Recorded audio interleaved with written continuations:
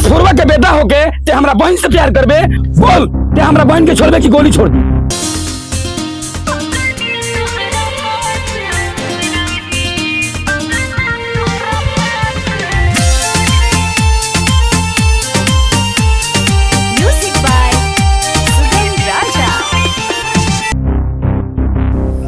माफी चाहता नहीं मालिक, ई कोनो दुकान ना आगे कुछ के सामान खरीदी।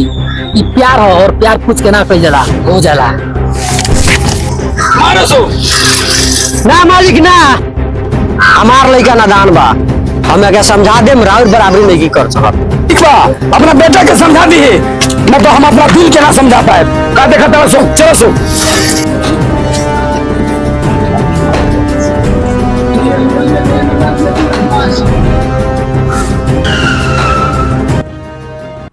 देखिया में